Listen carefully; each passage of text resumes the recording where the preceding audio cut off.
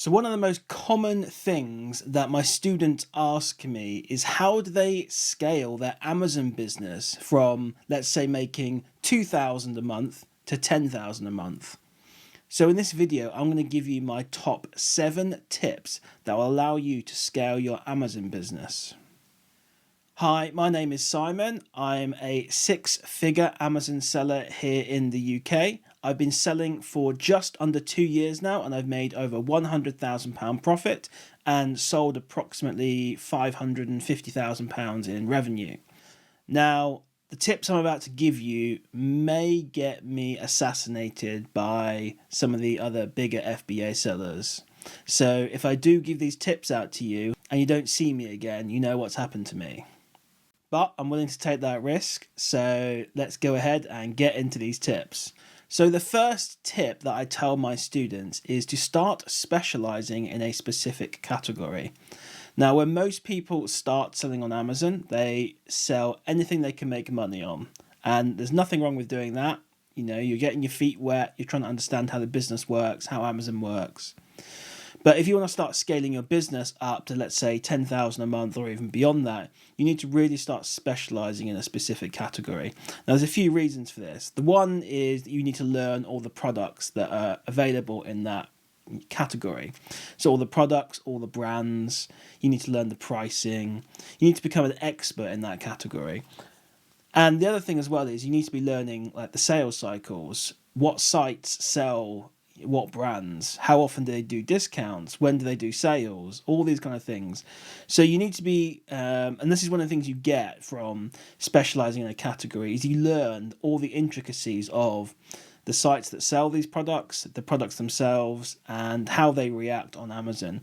And you become an expert in that. And once you become an expert in a specific category, then you can start making serious money selling those items. So that's my first tip. And by the way, guys, if you're interested in any Amazon coaching, feel free to get in touch with me. I do one-on-one coaching. You can book me by the hour.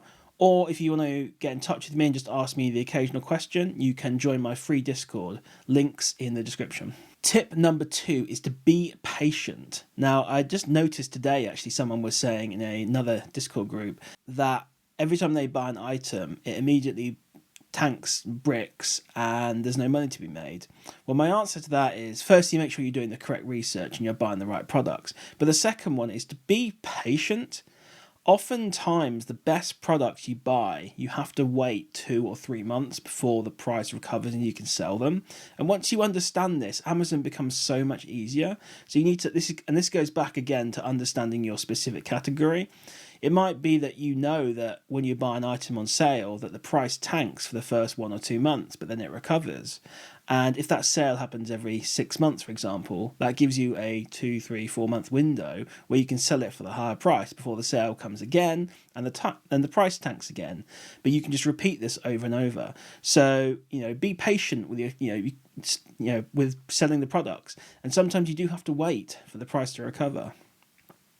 And the other thing as well is just understand the price history of a product. When you're looking at the keeper charts for a product, you need to go back to the year or even longer than that and understand how the price of that product reacts to sellers coming on. And you should hopefully see that there's a correlation between the number of sellers going up, the price going down, and then when sales happen on different sites. So if you can just understand how that works, then that is going to help you decide what products to buy and also how long you need to hold them for. My third tip is to replenish. If you have any products that you have sold in the past, then you should always be looking to go and replenish those every time there's a new sale on. Again, this goes back to specializing in a category. It is much easier to replenish items in a specific category than it is to be doing it all over multiple different categories. So you've already done the hard work, you've already found a profitable product in the past, or maybe it was profitable and then it tanked and you kind of gave up on it, but maybe it's now profitable again. So it's definitely worth going back and trying to replenish all of your old leads, especially once you've done all the hard work on them already. And if you can do that, not only and also continue to find new leads, you'll then find that your Amazon account will start growing in terms of sales and profit because you're able to sell more items. My fourth tip is to look at seasonal items and understand seasons and the different holidays and sales that happen in your country. So I'm in the United Kingdom, and what do we have? We have Christmas. Okay, most places have Christmas. We have Easter. We have Mother's Day. We have whatever day it is. In America, you've got Independence Day. There are all these different seasonal times that you can buy specific products for and sell them for that specific window. So what's a great thing for Christmas? Well, anything gift related. And obviously they all sell very well at Christmas. And, I'm not going to tell you all of these. You have to go and figure them out yourself. But there are multiple different holidays that you can buy and sell for. Valentine's Day is another one, etc. There's loads of them. So if you can do that and buy the right products at the right time, you can make a lot of money. The fifth tip is to be consistent. Make sure that you're sourcing every day. So if you work Monday to Friday, do it every day. Spend 2 or 3 hours every day at the same time just sourcing. And if you are consistent and specializing in a specific category, you're going to learn and find products fairly consistently. Now, you have good times and bad times, but the point is you need to be consistent. And the other thing as well I'm going to say with this is be thrifty. Look for discount codes, look for vouchers, look for the sales. Try and figure out what other people aren't doing. Try and figure out a way you can make whatever your item you're buying that a little bit cheaper, which makes it easier for you to make a profit on it. So if the price does tank, at least you're able to still make a profit. Tip 6 is to leverage. And what I mean by this is leverage your time by hiring other people. So this could be, for example, by hiring virtual assistants. And what they'll help you do is either do admin tasks or help you source or whatever you want them to do.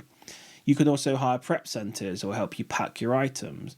You can also get together with some friends, some fellow Amazon sellers, create a little Discord group for yourselves. That's what I've done. I've got a little Discord group with 3 or 4 people who we share ideas, share leads, etc. And that's a really valuable thing to do. And if you don't have a Discord group, by the way, or friends, you can join my free Discord group, which I've already mentioned, but links in the description. It's 100% free. I'm trying to build up a really nice community of Amazon sellers who all want to help each other, who all want to grow. So you can check that out in the description. And the final tip, tip 7, is to set spending goals. So it's very important to understand what you need to be spending in order to know what you're making. So if you want to make £10,000 every month or $10,000 every month, and you make 30% ROI, then you need to be spending roughly, £33,000, $33,000 every single month. So if you don't know what your goals are in terms of spending, then you're never going to be able to hit whatever your goals are. So the best software I use is a software that I've created, by the way, is amazseller.com. And in that you can track all your purchases. But one of the great things you can do in there is you can create spending goals and you can create profit goals. And every time you add in a purchase, it will add it on to the spending goal. And like I say, if you know roughly you're making 30% ROI, and then you should be able to figure out exactly what you need to spend. And you can track that over a day, a week, a month, and a year. And you'll be surprised, actually, if you do start setting these goals and start sticking to your daily spending goal or your weekly spending goal, your monthly spending goal, how quickly your profits will start going up. So that is a very good tip for you. And I recommend you do sign up to amazseller.com. It's 100% free as well. So, I'm just trying to give back to the community. I create these tools, create these communities. I just want to give back.